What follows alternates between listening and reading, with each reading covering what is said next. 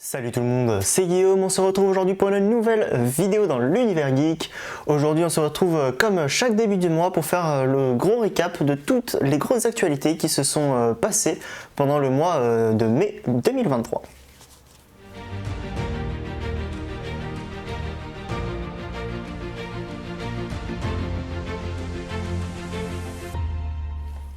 On commence ce récap de l'actualité avec le PlayStation Showcase qui s'est déroulé il y a quelques jours, quelques semaines maintenant. Alors il y a eu quelques jeux qui ont été annoncés plutôt intéressants comme Phantom Blade, Dragon's Dogma 2 ou encore Helldriver 2 qui sont des jeux que je ne connaissais pas mais qui ont l'air plutôt intéressants. On a aussi eu des belles bandes annonces pour Assassin's Creed Mirage, Alan Wake 2 ou encore le nouveau Five Nights at Freddy's. Mais bien évidemment ce qui a attiré l'attention de tout le monde lors de ce PlayStation Showcase, ce sont les 10 minutes de gameplay de Marvel Spider-Man 2. On a pu découvrir du coup Spider-Man de Peter Parker avec le symbiote Venom. On a pu voir toutes les nouveautés de gameplay comme du coup les combats avec Venom ou encore le wingsuit. On a pu voir aussi qu'on pouvait switcher entre Miles et Peter dans ce jeu. On sait que ce jeu sera un standalone, ça a été confirmé par Insomniac Games, il n'y aura pas de multijoueur dans ce jeu, mais en tout cas c'est un jeu que j'attends avec vraiment grande impatience. Deuxième grosse actualité sur ce mois de mai, il y a eu une nouvelle grève des scénaristes qui va impacter, qui va continuer pendant pas mal d'années et pas mal de mois en tout cas, et qui va impacter pas mal de projets sur les prochaines années. Ça a déjà impacté Daredevil Born Again, la saison 2 de The Last of Us, le nouveau film Blade qui est encore une fois retardé cette fois-ci justement à cause des scénaristes. Là ça avait été retardé déjà pour diverses raisons par le passé. Thunderbolt aussi, on sait que le film Marvel va être reporté. The Mandalorian également, la nouvelle saison, la saison 4 risque d'être impactée. Et on a eu quelques informations aussi hier, comme quoi Spider-Man 4 va être aussi reporté et impacté fortement par cette grève des scénaristes. On voit que ça a une grosse influence, un gros impact en tout cas beaucoup du côté de chez Marvel et aussi sur pas mal d'autres projets. Donc à voir ce que ça va vraiment donner en termes de date de sortie. Est-ce que ça va reporter de plusieurs mois, de plusieurs années? En tout cas j'espère que ça ne sera pas trop impactant pour nos films et nos séries préférées. Mais en tout cas je vous tiendrai au courant de l'avancée de tout ça sur Twitter, le lien est dans la description. On va parler renouvellement rapidement vu que je vais vous parler de deux séries qui ont été renouvelées. En effet, Sweet Tooth dont la saison 2 est sortie début du mois a été renouvelée pour une troisième et dernière saison du côté de chez Netflix, et aussi la série SWAT qui avait été dans un premier temps annulée par la CBS.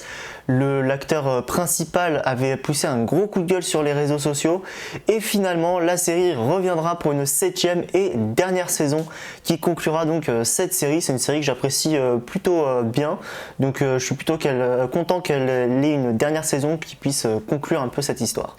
On continue avec une grosse annonce quand même, ça y est, l'achat d'Activision Blizzard a enfin été validé par la Commission européenne après plusieurs mois de débats, plusieurs mois d'études, des fois où il a été refusé, Xbox a fait appel, etc. Ça y est, Microsoft a enfin acquis les droits de Activision Blizzard, en tout cas a eu l'autorisation d'acquérir les droits pour Activision Blizzard. Maintenant il va avoir plein de paperasse, plein de choses à faire, encore plein d'étapes pour que ça se fasse vraiment à 100%, mais ça y est, en tout cas ils vont pouvoir enfin avancer de ce côté là.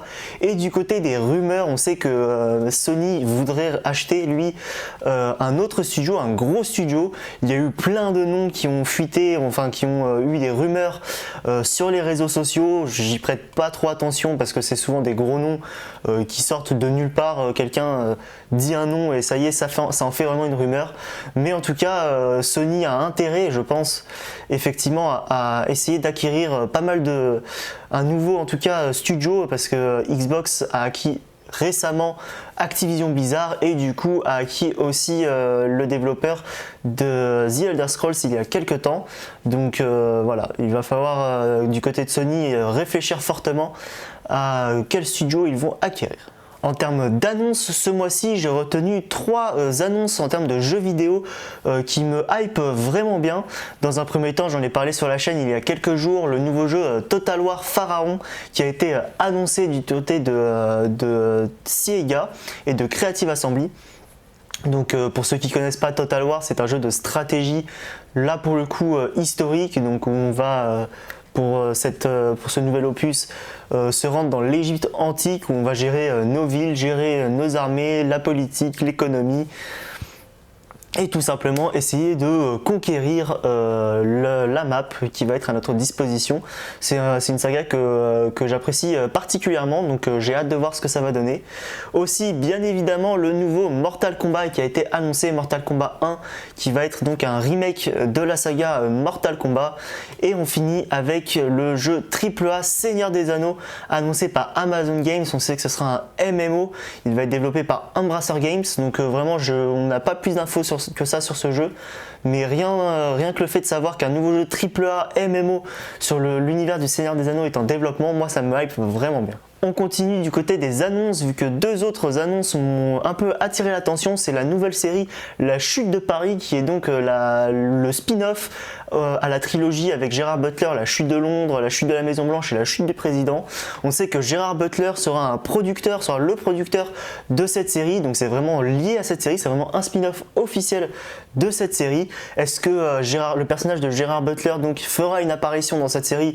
Je ne sais pas, j'espère, c'est possible, mais en tout cas hâte de voir ce que ça va donner sur cette série qui se déroulera en France.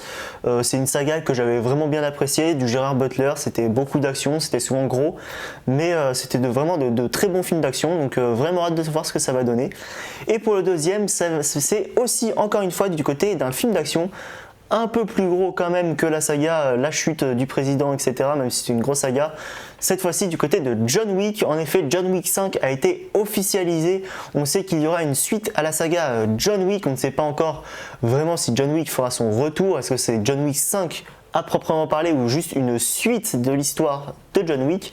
Mais en tout cas, voilà, on sait aussi que beaucoup d'autres spin-offs, en tout cas d'autres spin-offs sont voulus et sont en développement pour John Wick. Il y a déjà Ballerina et The Continental en développement. On sait qu'un Ballerina 2 est déjà à l'étude et du coup on sait que d'autres spin-offs encore sont en développement. À voir quel personnage ça va aborder. Est-ce que ça va introduire des personnages qu'on ne connaît pas encore ou des personnages qu'on connaît qui vont être développés.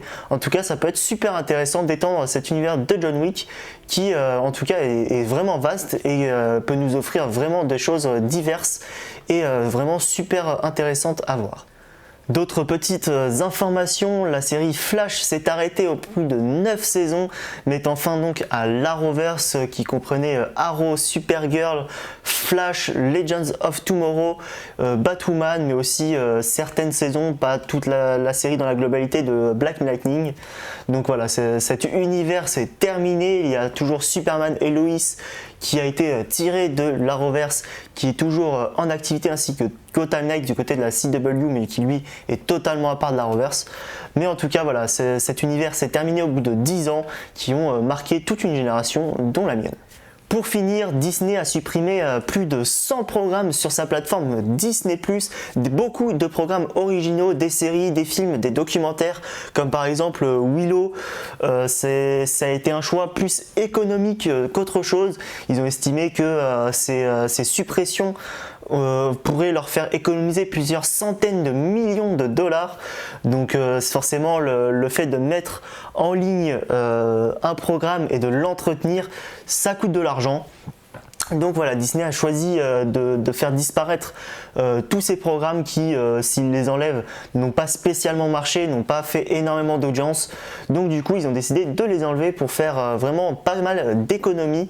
On sait aussi, pour continuer du côté des plateformes, que ça y est, Netflix a fait arriver en France le fait qu'on ne puisse plus partager les mots de passe entre familles, entre amis.